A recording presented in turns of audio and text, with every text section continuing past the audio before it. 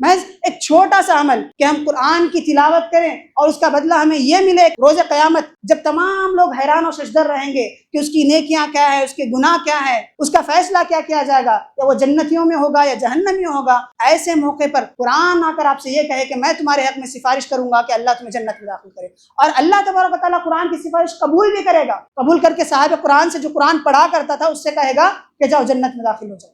الحمدللہ رب العالمین، والصلاة والسلام على رسوله الكريم وعلى آله وصحبه أجمعين ومن تبعهم بإحسان إلى يوم الدين، أما بعد، فأعوذ بالله من الشيطان الرجيم، بسم الله الرحمن الرحيم، إن الذين يتلون كتاب الله وأقاموا الصلاة وأنفقوا مما رزقناهم سرا وعلانية يرجون تجارة لن تبور، وقال النبي صلى الله عليه وسلم اقرأوا القرآن فإنه يأتي يوم القيامة شفيعا لأصحابه، صدق اللہ العظیم۔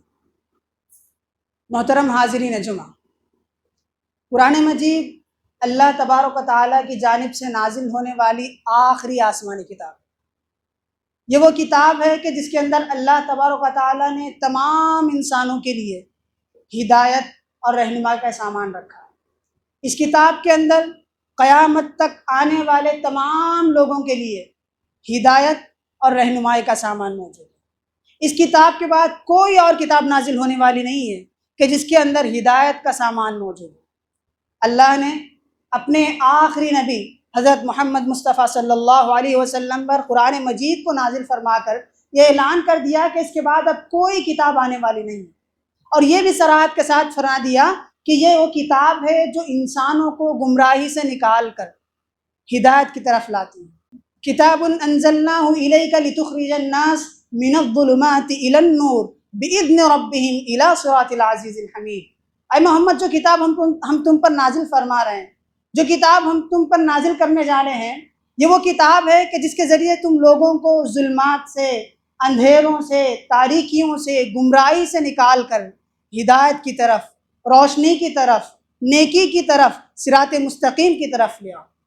یہ وہ کتاب ہے جو تمام انسانوں کو گمراہی سے نکال کر ہدایت کی طرف لانے والی کتاب۔ اس قرآن مجید کو گزشتہ تمام کتابوں پر فوقیت عطا کی گئی، اور یہ وہ کتاب ہے کہ جس کی حفاظت کا ذمہ خود اللہ تبارک و تعالیٰ نے لیا۔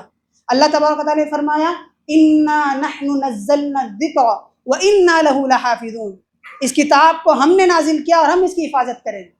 قرآن مجید کی حفاظت ہم خود کریں گے۔ اس کے اندر باطل کسی راہ سے داخل نہیں ہو سکتا، نہ آگے سے، نہ پیچھے سے، نہ دائیں سے، نہ بائیں سے، کہیں سے بھی داخل نہیں ہو سکتا۔ لا یأتیہ الباطل من بین یدیہ ولا من خلفہ، باطل نہ قرآن مجید میں سامنے سے داخل ہو سکتا ہے نہ پیچھے سے، کسی راہ سے بھی باطل داخل نہیں ہو سکتا۔ گویا کہ اللہ تبارک و تعالیٰ نے قرآن مجید کو مکمل طور سے محفوظ کر دیا۔ ان باتوں کے ذریعے سے اس بات کا اندازہ لگایا جا سکتا ہے کہ قرآن مجید کس قدر عظیم کتاب ہے، کس قدر عظمت والی کتاب۔ اب ذرا اندازہ لگا کر دیکھیں کہ جب قرآن کا یہ مقام و مرتبہ ہے، قرآن جب عظیم کتاب ہے، تو اس کے پڑھنے والے کا مقام کیا ہو سکتا ہے؟ قرآن مجید کی تلاوت کرنے والے کا مقام کیا ہو سکتا ہے؟ اللہ نے قرآن مجید میں ایک مقام پر فرمایا کہ قرآن مجید کی تلاوت کرنے والا ایسی تجارت کرتا ہے جس کے اندر خسارے کا کوئی اندیشہ نہیں۔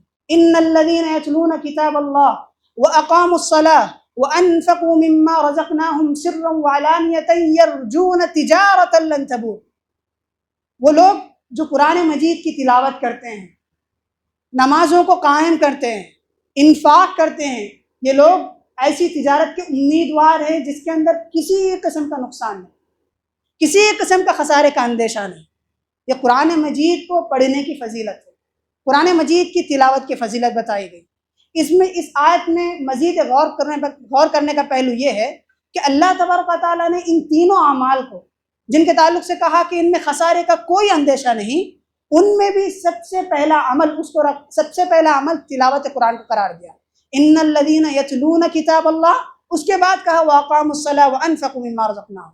اس کے ذریعے سے بھی تلاوت قرآن کی اہمیت اور ابھر کر سامنے آتی ہے۔ حاضرین، میری اور آپ کی سب سے بڑی خواہش کیا ہے؟ میری اور آپ کی سب سے بڑی تمنا کیا ہے؟ میری اور آپ کی سب سے بڑی تمنا اور خواہش یہ ہے کہ میں اور آپ جنت میں داخل ہو جائیں، میرا اور آپ کا شمار جنتیوں میں ہو۔ روز قیامت اللہ ہم سے یہ فرما دے کہ جاؤ تمہارے لیے جنت کا دروازہ کھول دیا گیا، تم جنت میں داخل ہو جاؤ۔ میرے اور آپ کی یہی سب سے بڑی خواہش ہے، مگر اس خواہش کو ہم مکمل کیسے کر سکتے ہیں؟ اس خواہش کی تکمیل کے لیے کیا حیلہ اپنایا جائے، کیا راستہ اختیار کیا جائے کہ جس کے ذریعے سے اللہ تبارک و تعالیٰ روز قیامت ہم سے فرما دے کہ جاؤ تمہارے لیے جنت کا دروازہ کھول دیا گیا، تم جنت میں داخل ہو جاؤ۔ نبی کریم صلی اللہ علیہ وسلم نے اس کا راستہ بتایا۔ نبی کریم صلی اللہ علیہ وسلم نے فرمایا اقرأ القرآن فإنه يأتي يوم القیامة شفیعا لأصحابہ۔ تم قرآن کو پڑھو، قرآن کی تلاوت کیا کرو، روز قیامت یہ تمہارے حق میں سفارش بن کر آئے۔ قرآن مجید تمہارے حق میں سفارش بن کر آئے گا، تمہارے حق میں سفارش کرے گا کہ فلاں بندہ دنیا میں میری تلاوت کیا کرتا تھا، فلاں بندہ دنیا میں مجھے پڑھا کرتا تھا، اے اللہ تو اس بندے کو جنت میں داخل فرما دے، اس بندے کو تو جنت میں داخل فرما دے۔ یہ سب سے بڑی بشارت ہے کہ جو ہمیں تلاوت قرآن کے ذریعے سے حاصل ہوتی ہے۔ محض ایک چھوٹا سا عمل کہ ہم قرآن کی تلاوت کریں اور اس کا بدلہ ہمیں یہ ملے روز قیامت، جب تمام لوگ حیران و ششدر رہیں گے کہ اس کی نیکیاں کیا ہے، اس کے گناہ کیا ہے، اس کا فیصلہ کیا کیا جائے گا، یا وہ جنتیوں میں ہوگا یا جہنم میں ہوگا۔ ایسے موقع پر قرآن آ کر آپ سے یہ کہے کہ میں تمہارے حق میں سفارش کروں گا کہ اللہ تمہیں جنت میں داخل کرے، اور اللہ تبارک و تعالیٰ قرآن کی سفارش قبول بھی کرے گا، قبول کر کے صاحب قرآن سے جو قرآن پڑھا کرتا تھا اس سے کہے گا کہ جاؤ جنت میں داخل ہو جاؤ۔ بس یہ نہیں بلکہ اس پر اور یہ کہے گا کہ تم جنت میں داخل ہو جاؤ۔ جنت کے مختلف مراتب ہیں، مختلف مراتب ہے۔ سب سے اعلیٰ مرتبہ جنت الفردوس ہے۔ تم قرآن کو پڑھتے جاؤ، جنت کے مراتب طے کرتے جاؤ، تم قرآن کو پڑھتے جاؤ، جنت کے منازل طے کرتے جاؤ۔ اقرأ ورتقی ورتل کما کنت ترتل فی الدنیا، پڑھو اور جنت کے منازل طے کرو، اور اسی طرح اسی اسلوب سے قرآن کو پڑھا کرو جس طرح تم دنیا میں قرآن کی تلاوت کیا کرتے تھے، جس طرح تم دنیا میں قرآن کی تلاوت کرتے تھے اسی اسلوب سے قرآن کی تلاوت کرو اور جنت کے منازل طے کرتے جاؤ۔ فإن منزلتک عند آیۃ اخیر تقرأ بها، اور تمہاری آخر منزل وہی ہوگی، تمہاری آخر منزل وہی ہوگی جہاں تم آخری آیت تلاوت کرو۔ یہ قرآن مجید کو پڑھنے کا، قرآن مجید کی تلاوت کرنے کا بہت بڑا بدلہ ہے جو ہمیں روز قیامت اللہ تبارک و تعالیٰ ہمیں عطا کرے گا کہ محض آپ دنیا میں تلاوت کریں، اس کا بدلہ آپ کو یہ دیا جائے کہ آپ کو جنت بھی ہے، آپ کے لیے جنت کے اعلیٰ منازل بھی آپ کو عطا کیے جائیں گے۔ اس کے علاوہ بھی قرآن مجید کے پڑھنے سے ہم لوگ عام انسان نہیں رہیں گے، ہم لوگ اللہ کے محبوب بندے بن جائیں۔ ایک مرتبہ آپ صلی اللہ علیہ وسلم صحابہ کی مجلس میں بیٹھے ہوئے، صحابہ کے مجلس میں بیٹھے ہوئے تھے، آپ صلی اللہ علیہ وسلم نے کہا کیا تم جانتے ہو کہ اللہ کے محبوب ترین بندے کون ہیں؟ اللہ کے پاس پسندیدہ بندے کون ہیں؟ صحابہ نے کہا نہیں یا رسول اللہ، کون ہیں؟ اللہ کے نبی کریم صلی اللہ علیہ وسلم نے فرمایا ہم اہل القرآن وخاصۃ، جو قرآن والے ہیں، قرآن کی تلاوت کرتے ہیں، قرآن کو سمجھتے ہیں، قرآن کو پڑھتے ہیں، قرآن کو جاننے کی کوشش کرتے ہیں، یہ وہ لوگ ہیں جو اللہ کے ہاں سب سے زیادہ مقرب ہیں، اللہ کے خاص لوگ ہیں۔ یعنی کہ قرآن پڑھنے کے ذریعے سے ہم عام لوگوں کے زمرے سے ہٹ کر اللہ کے محبوب ترین بندے بن جائیں۔ بھلا بتلائے کس کی خواہش نہیں ہوگی کہ وہ اللہ کا محبوب ترین بندہ بن جائے؟ کس کی تمنا نہیں ہوگی کہ وہ اللہ کا محبوب ترین بندہ بن جائے؟ اگر ہم بھی بننا چاہتے ہیں تو ہم پر یہ لازم ہے کہ ہم قرآن کی تلاوت کریں، قرآن کو پڑھا کریں، روزمرہ زندگی میں قرآن کو داخل کریں، قرآن کی ایک ایک تعلیم پر بالکل پوری طرح عمل کرنے کی کوشش کریں۔ اس کے علاوہ بھی نبی کریم صلی اللہ علیہ وسلم نے قرآن کی تلاوت کے بدلے میں نیکی کا جو ذکر کیا ہے وہ بھی کافی زیادہ ہے۔ ایک حدیث میں نبی کریم صلی اللہ علیہ وسلم نے فرمایا من قرأ حرفا من کتاب اللہ فلہ بہ حسنہ، جو قرآن مجید کا کسی ایک حرف پڑھتا ہے اس کے لیے نیکی، والحسنۃ بعشر امثالھا، اور نیکی 10 نیکیوں کے برابر ہے۔ ولا اقول الف لام میم حرف، میں یہ نہیں کہتا کہ الف لام میم حرف ہے، ولیکن الف حرف ولام حرف ومیم حرف، لیکن کہ الف ایک حرف ہے، لام ایک حرف ہے، میم ایک حرف، یعنی کہ ہم محض صرف الف لام میم کی تلاوت کر کر 30 نیکیاں حاصل کر سکتے ہیں، 30 نیکی۔ بھلا بتلا اس سے بڑی بشارت ہمارے حق میں کیا ہو سکتی ہے کہ ہم چھوٹا سا عمل کریں اور اس کے بدلے اللہ تبارک و تعالیٰ میں بڑا انعام دے۔ 3 حروف جس کے بدلے 30 نیکیاں۔ مختصر وقت نکال کر بھی اگر ہم تھوڑی سی قرآن کی تلاوت کریں تو اللہ تبارک و تعالیٰ اس کے بدلے ہمیں ڈھیر ساری نیکیوں سے نوازے۔ اس کے علاوہ بھی اللہ نے ایک نبی کریم صلی اللہ علیہ وسلم نے ایک اور حدیث میں بیان فرمایا کہ الماہر بالقرآن مع السفرۃ الکرام البررہ، جو شخص قرآن پڑھنے میں ماہر ہے، قرآن کو اچھے انداز میں پڑھتا ہے، قرآن کو اچھے اسلوب میں پڑھتا ہے، وہ اللہ کے ہاں محبوب ترین فرشتوں کے ساتھ ہوگا۔ اللہ کے پاس جو فرشتے ہیں ان میں جو محبوب فرشتے ہوں گے، اعلیٰ مرتبے کے فرشتے ہوں گے، ان لوگوں کے ساتھ وہ بندہ ہوگا جو قرآن کو اچھی طرح سے پڑھتا ہے۔ یہ بہت اعلیٰ مقام ہے جو ایک قرآن کو اچھے انداز سے پڑھنے والے کو دیا گیا ہے۔ لیکن یہاں پر ان لوگوں کا بھی لحاظ کے رکھا گیا ہے جو قرآن کو پڑھنے کی کوشش کرتے ہیں مگر پڑھ نہیں سکتے، قرآن کو اچھے انداز سے پڑھنے کی کوشش کرتے ہیں مگر کوشش میں ناکامیاب ہوتے ہیں۔ اسی حدیث میں آگے فرمایا گیا والذی یقرأ القرآن ویتتعتع فیہ وہو علیہ شاق فلہ اجران، اور وہ شخص جو قرآن کو پڑھنے کی کوشش کرتا ہے، قرآن کو اچھے انداز سے اچھے اسلوب میں پڑھنے کی کوشش کرتا ہے مگر وہ اس میں اٹک اٹک کر پڑھتا ہے، کوشش کرنے کے باوجود اٹک اٹک کر پڑھتا ہے، گویا اس پر بہت بھاری محسوس ہوتا ہے، اسے پڑھنے میں آسانی نہیں ہوتی، اس کے لیے بھی کہا گیا کہ فلہ اجران، اس کے لیے تو دگنا اجر۔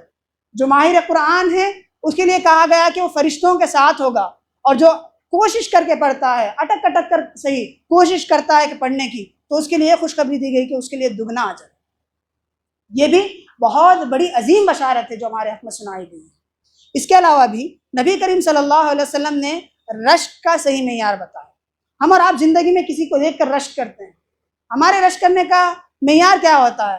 ہم کسی کے پاس مال و دولت دیکھ لیتے ہیں تو رشک کرتے ہیں کہ کاش کہ وہ مال، اس طرح کا مال میرے پاس ہوتا، ایسی دولت میرے پاس ہوتی۔ ہم رشک کرتے ہیں کہ کاش اس کی جو جیسی زمینات ہیں ویسی میری زمینات ہوتی، اس کو جیسا جاہ و منصب ملا ہے ویسا مجھ کو ملتا۔ یہ ہمارا رشک کرنے کا طریقہ ہے۔ اللہ کے نبی کریم صلی اللہ علیہ وسلم نے رشک کا بہترین طریقہ بتایا اور بتایا کہ رشک کیا ہے؟ لا حسد الا فی اثنین، 2 چیزوں میں رشک کرنا ہے۔ ایک جس کے اندر ایک یہ بتایا رجل علمہ اللہ القرآن، ایک وہ آدمی کہ جس کو اللہ نے قرآن سکھا دیا، قرآن سکھا دیا، وَيَقْرَأُ الْقُرْآنَ آنَاءَ اللَّيْلِ وَآنَاءَ النَّهَارِ، اور وہ دن و رات قرآن کی تلاوت کرتا ہے، قرآن کو پڑھتا ہے، قرآن کو سمجھنے کی کوشش کرتا ہے۔ ایسے انسان کو دیکھ کر رشک کرنا چاہیے۔ یہ رشک کا صحیح طریقہ ہے کہ آپ ایک آدمی کو دیکھیں جس کو اللہ نے قرآن جیسی عظیم نعمت سے نوازا اور وہ اس نعمت کا کما حق اس نعمت کا حق پورا ادا کرتا ہے، اس کی تلاوت کرتا ہے، اس کو سمجھنے کی کوشش کرتا ہے، اس کی تعلیمات پر عمل کرنے کی کوشش کرتا ہے، ایسے انسان کو دیکھ کر رشک کرنا چاہیے۔ یہ رشک کا صحیح معیار ہے، اور یہ مرتبہ اس کو دیا گیا جو قرآن کو پڑھنے والا ہے، قرآن کی تلاوت کرنے والا ہے۔ اس کے علاوہ بھی نبی کریم صلی اللہ علیہ وسلم نے جن احادیث میں قرآن پڑھنے والی کی فضیلت بتائی ہے، وہیں اس کا ایک بہت بڑا فائدہ یہ بھی بتایا کہ قرآن پڑھنے والا صرف اپنے آپ کو فائدہ نہیں پہنچاتا بلکہ وہ اپنے قرآن پڑھنے کے ذریعے سے گھر والوں کو بھی فائدہ پہنچاتا ہے، والدین کو بھی فائدہ پہنچاتا ہے، گھر کو فائدہ پہنچاتا ہے۔ کیسا؟ نبی کریم صلی اللہ علیہ وسلم نے فرمایا لا تجعلوا بیوتکم قبورا، اپنے گھروں کو قبرستان نہ بنانا، اپنے گھروں کو مقبرہ نہ بناؤ۔ ان الشیطان ینفر من البیت الذی تقرأ فیہ سورۃ البقرہ، شیطان گھر سے بھاگ نکل جاتا ہے، دم دبا کر بھاگ جاتا ہے جس گھر میں سورۃ البقرہ کی تلاوت ہوتی ہے، یعنی کہ قرآن کی تلاوت ہوتی ہے۔ جہاں قرآن کی تلاوت ہوتی ہے، جس گھر میں قرآن کی تلاوت ہوتی ہے، اس گھر میں شیطان نہیں رہتا، اس گھر میں شیطان کا سایہ نہیں ہوتا، بلکہ شیطان دم دبا کر وہاں سے بھاگ نکل جاتا ہے۔ قرآن مجید کی یہ عظمت ہے کہ قرآن مجید پڑھنے سے گھر میں برکت آتی ہے۔ اس کے علاوہ بھی والدین کو بھی اس کے ذریعے سے فائدہ پہنچتا ہے۔ کیسے؟ کہ اللہ کے نبی کریم صلی اللہ علیہ وسلم نے ایک حدیث میں بیان فرمایا کہ روز قیامت بندہ نڈھال ہو کر کھڑا ہوگا، پریشان ہوگا، حیران ہوگا کہ اس کے حق میں کیا فیصلہ ہوگا۔ ایسی صورت میں قرآن ایک انسان کی شکل میں آئے گا، قرآن ایک انسان کی شکل میں آئے گا اور آگے اس سے پوچھے گا ہل تعرفنی، کیا تم مجھے جانتے ہو میں کون ہوں؟ تم مجھے پہچانتے ہو میں کون ہوں؟ انسان کہے گا کہ نہیں، میں تمہیں نہیں جانتا، تم کون ہو؟ اس وقت قرآن کہے گا میں وہ ہوں جس کو تم دنیا میں پڑھا کرتے تھے، دن و رات مجھ کو پڑھا کرتے تھے، میری تلاوت کیا کرتے تھے، آج میں تمہارے حق میں سفارش کروں گا۔ اور قرآن اللہ کے حق میں سفارش کرے گا، اللہ کی اس کی سفارش قبول کرے گا، اور اس کے بعد اس بندے کو صاحب قرآن کے سر پر تاج رکھا جائے گا، اس کی تاج پوشی کی جائے گی۔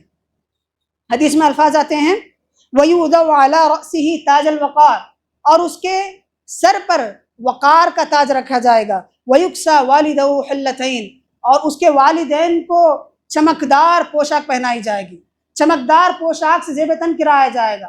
اس کے والدین کو یہ مقام دیا گیا کہ جو والدین اپنی اولاد کو، اپنے بچوں کو قرآن کی تعلیمات سے جوڑتے ہیں، قرآن کی تعلیم سے جوڑتے ہیں، ان کے لیے عظیم بشارت سنائی گئی کہ قرآن صرف بچہ پڑھے گا تو صرف بچے کو فائدہ نہیں ہوگا، اب صرف اولاد کو فائدہ نہیں ہوگا، بلکہ اس کے ذریعے سے اللہ تبارک و تعالیٰ روز قیامت دونوں کو ایک اعلیٰ مقام عطا کرے گا۔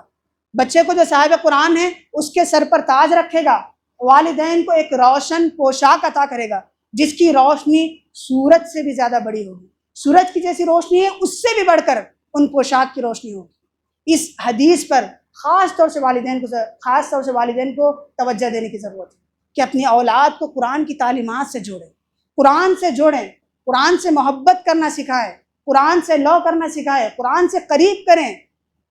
اس کے ذریعے سے خود وہ بھی دنیا و آخرت میں کامیاب ہوگا، اور والدین بھی اس کے ذریعے سے روز قیامت اعلیٰ مقام پا سکتے ہیں۔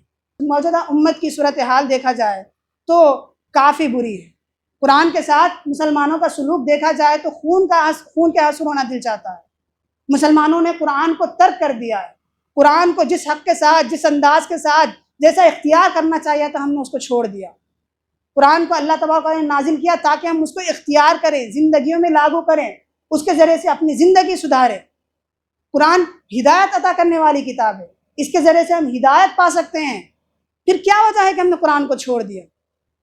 قرآن کے ساتھ ہم نے کافی ظلم کیا۔ اب اگر ہم قرآن پڑھتے بھی ہیں تو خاص طور سے ہم نے کسی خاص وقت کو مقرر کر لیا اور اسی وقت میں ہم قرآن کو پڑھتے ہیں۔ جب رمضان آتا ہے تو قرآن کھلتا ہے، جب رمضان جاتا ہے تو قرآن بند ہو جاتا ہے۔ یہ قرآن کے ساتھ ظالمانہ سلوک ہے، ظالمانہ سلوک ہے قرآن کے ساتھ۔ یہ رویہ قرآن کے ساتھ بالکل درست نہیں۔ اس رویے پر کیا کہا جائے کچھ بھی معلوم نہیں، کہ جس کتاب کو خود ہمارے لیے نازل کیا گیا تھا اس کتاب کو ہم نے اختیار کرنے سے پیچھے ہٹ گئے۔ گویا کہ قرآن اس ظالمانہ سلوک پر فریاد کرتا ہے کہ طاقوں میں سجایا جاتا ہوں، آنکھوں سے لگایا جاتا ہوں، تعویذ بنایا جاتا ہوں، دھو دھو کے پلایا جاتا ہوں، جزدان حریر و ریشم کے اور پھول ستارے چاندی کے، پھر عطر کی بارش ہوتی ہے، خوشبو میں بسایا جاتا ہوں۔ کس عرس میں میرا دھوم نہیں، کس بزم میں میرا شور نہیں، پھر بھی میں اکیلا رہتا ہوں، مجھ سا بھی کوئی مظلوم نہیں۔ مجھ کو سبھی لوگ اختیار کرتے ہیں لیکن پھر بھی میں اکیلا، مجھ کو پڑھتے نہیں اٹھا۔ ہم نے قرآن کو اتنا اعلیٰ مقام دے دیا کہ اس کو اتنا اوپر رکھ دیا کہ آج ہمارا ہاتھ اس تک پہنچتا بھی نہیں، ہم نے اتنے اوپر رکھ دیا۔ ضرورت یہ تھی کہ ہم اس کو اٹھائیں، روز مرہ کی زندگی میں پڑھیں، روز مرہ کی زندگی میں اسے اپلائی کریں۔ لہٰذا اس باب پر، اس پہلو پر خاص طور سے ہمیں توجہ دینے کی ضرورت ہے۔ اللہ تبارک و تعالیٰ سے دعا ہے کہ اللہ تبارک و تعالیٰ ہمیں قرآن کا صحیح طور سے پورا ادا کرنے کی توفیق عطا فرمائے۔ آمین۔ السلام علیکم ورحمۃ اللہ۔